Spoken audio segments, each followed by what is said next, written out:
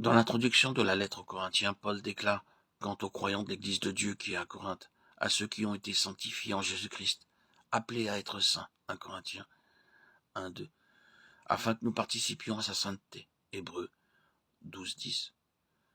Or, c'est par lui que vous êtes en Jésus-Christ, qui par la volonté de Dieu a été fait pour nous sagesse, justice, sanctification et rédemption, 1 Corinthiens 1, 30. Paul déclare que nous avons été sanctifiés, mais que nous sommes appelés à être saints. Tout croyant est donc déjà sanctifié en Jésus-Christ, mais il doit le devenir en expérience. C'est en vue de ce devenir que nous sommes par Dieu en Jésus-Christ. Il nous a plantés en lui. Christ, notre sanctification. La sainteté est la nature même de Dieu, et c'est en apprenant à demeurer en lui, instant après instant, que nous devenons graduellement ce qu'en lui nous sommes déjà. Nous devons permettre l'intervention constante de Dieu par l'Esprit pour détruire tout aspect de notre vie naturelle qui voudrait se manifester afin que le développement de la nature sainte de Christ puisse se poursuivre jour après jour. Nous devons être un avec le Saint-Esprit dans le travail d'émondage.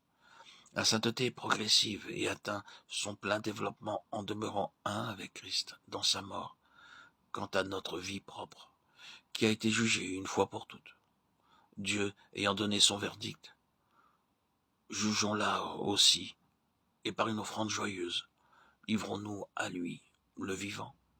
C'est pourquoi, frère saint qui avait part à la vocation céleste, Hébreux 3, 1, qui nous a sauvés et nous a adressé une sainte vocation selon son propre dessein, de Timothée 1, 9. Dieu ici nous adresse cette vocation en vue d'édifier sous la conduite et l'autorité du Seigneur une maison. Mais Christ l'est comme fils sur sa maison, et sa maison, c'est nous, pourvu que nous retenions jusqu'à la fin la ferme confiance et l'espérance dont nous nous glorifions. Hébreux 3, 6. La première chose spécifiée par Dieu à Moïse concernant le tabernacle est que le peuple devait apporter des offrandes. Exode 25, 1, 2. Ceci est un détail important à souligner, car bien que Dieu avait un plan parfait dans son cœur relatif à cette construction qu'il désirait, afin d'habiter parmi son peuple, elle ne pouvait se réaliser que si le peuple apportait des offrandes. Il en est de même aujourd'hui.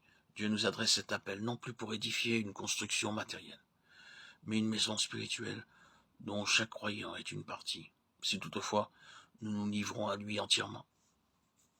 Cette maison doit être aussi édifiée d'après un modèle céleste. Et ce modèle, c'est Christ. Ainsi, la maison de Dieu, dans toutes ses parties constitutives, est édifiée organiquement par la vie du Seigneur, circulant librement en chacun des membres. Cette maison doit être une reproduction de Christ, le grain de blé, une conformité à lui, le modèle.